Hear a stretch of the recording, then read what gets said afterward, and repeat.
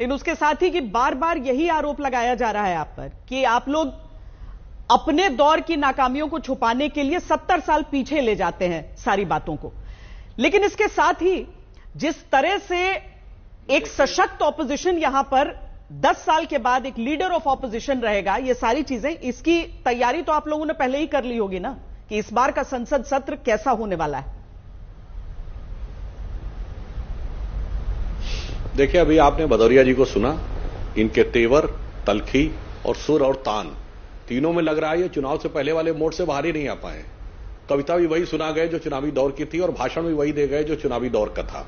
आजकल एआई और chat GPT का जमाना है। अगर इनकी बातें चेक कर ली जाएं तो कोई भी विषय हो, किसी भी विषय में डिबेट हो, इनके शब्द वही रहेंगे। कोई एआई से जाके चेक कर सकता है, इनके पास है ही नहीं, वो घूम फिर के वही बोलते रहेंगे, अंततः कुछ नहीं। तो मैं गंभीरता से लेते हुए अभय दुबे जी की बात का जवाब देता हूं, उनका क्रमवार जवाब देता हूं। अभय दुबे जी, आप कांग्रेस के, मैं अपेक्षाकृत आपको सभ्य और अध्ययनशील प्रवक्ता मानता हूं। आप ये बात कैसे बोल गए कि इमरजेंसी का प्रीवी पर्स से लेना देना? प्रीवी पर्स 1968 में हटाया गया, इमरजेंसी 1975 में लगी, और प्रीवी पर्स से हमसे क्या लेना देना? सरदार पटेल ने जब एक्सेशन डॉक्यूमेंट साइन किया था तो प्रीवी पर्स दिया था, इंदिरा गांधी ने हटाया। तो मतलब इंदिरा जी ने कहा सरदार पटेल गलत थे, हम कहां से बीच में आ गए? बैंकों का नेशनलाइजेशन 1970 में हुआ और हमने नहीं बोला। इंदिरा गांधी सरकार के वित्त मंत्री थे मोरारजी देसाई, उन्होंने उस पर इस्तीफा दिया। इंदिरा जी और उनके वित्त मंत्री के बीच की लड़ाई थी, और पर्ची हम पे फाड़ रहे, वो भी कब? 25 जून 1975 के बाद की। इसलिए तथ्यात्मक आधार पर आपके जैसे विवेकशील व्यक्ति को यह बचने, कांग्रेस वाले लोग तो अनाप शनाप बोलते हैं, मगर मेरे विचार से बचना चाहिए। अब आइए वर्तमान वाले विषय के ऊपर। मैं बताना चाहता हूं कि आपने कहा अघोषित इमरजेंसी। महोदय, इमरजेंसी का दौर होता ना तो आपने जितनी बातें बोली है ना, इतने पे तो जेल हो गई होती। और जेल तो छोड़िए, उसके बाद कोई गुंजाइश ही नहीं होती कि वापस आप आ जाते। मैंने बोला ना, वहां यह था केवल इतना कह देने से कि इंदिरा गांधी की सरकार हटनी चाहिए, और उसके बाद गए। आज की डेट में कह रहा हूं, मोदी जी के बारे में हमने इमरजेंसी में कभी इंदिरा जी की मौत की कामना नहीं की। आज मोदी जी की मौत, मर जा मोदी, कब्र खुदेगी, हिटलर की मौत, कुत्ते की मौत, बोटी बोटी बोटी बोटी काट दूंगा कहने वाला व्यक्ति जो सपा का सदस्य था, उसे कांग्रेस में लाकर सहारनपुर से सांसद बनाया गया, और वो संसद में शपथ ले रहा है। कम से कम कुछ शर्म आनी चाहिए यह कहने से पहले कि यह अघोषित इमरजेंसी लग गई है।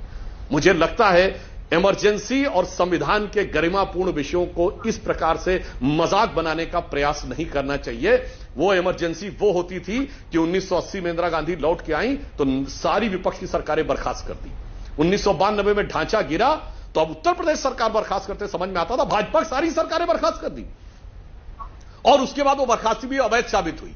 अब आइए, जो मैंने अभी बोला इसका जवाब नहीं दिया, और कितना दुखद बात है कि समाजवादी पार्टी जिसने उस कष्ट को भोगा था, आज सत्ता के लिए कैसे एक साथ में आ गए। और इनके शासनकाल में संविधान कहां खत्म होता, इमरजेंसी क्या थी, मैं याद दिलाना चाहता हूं। मुलायम सिंह जी मुख्यमंत्री थे और लखनऊ में 2 बड़े अखबार के कार्यालयों पे हिंसक हमले, तोड़फोड़ हुई थी, क्योंकि खबर इनकी इच्छा के विरुद्ध छप गई थी।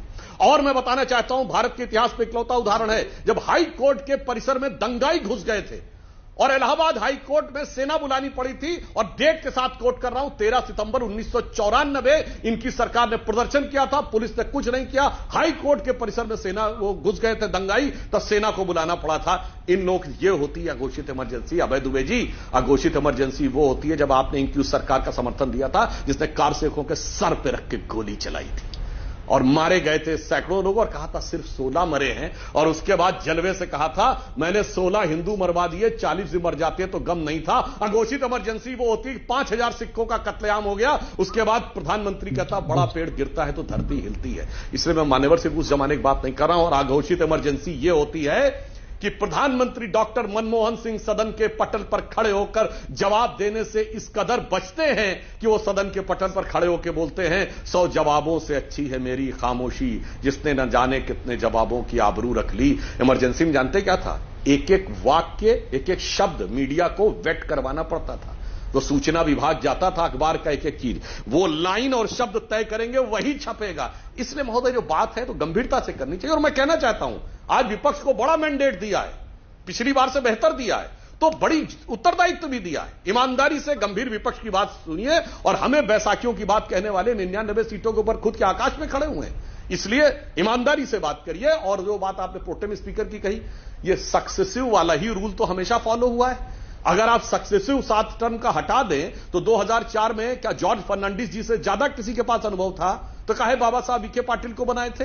और मैं पूछना चाहता हूं, अगर सुरेश कुडिकुनाल जी के प्रति इतनी आस्था है आपके मन में, तो क्या वो नेता प्रतिपक्ष बनेंगे लोकसभा में, या केरल में सीएम के उम्मीदवार बनेंगे, या उनको दलित के नाम पर सिर्फ राजनीति का मोहरा बनाने के लिए रखा गया है? या कभी ऐसा दिखेगा कि दलित राष्ट्रीय अध्यक्ष खड़गे जी एक सांसद को उसकी बर्थडे पर केक काटकर खिलाते हुए दिखाई पड़ेंगे? राहुल गांधी सिर्फ एक सांसद है आज की डेट में, ना अध्यक्ष है, ना उपाध्यक्ष है, ना नेता प्रतिपक्ष है, ना महासचिव है। कितने सांसदों को खिलाएंगे? तो यह समझ में आता है। इसलिए जो आपकी पार्टी कर रही है वो पूरे देश की, पूरी जनता को दूध का दूध, पानी की पानी की तरह दिख रहा है।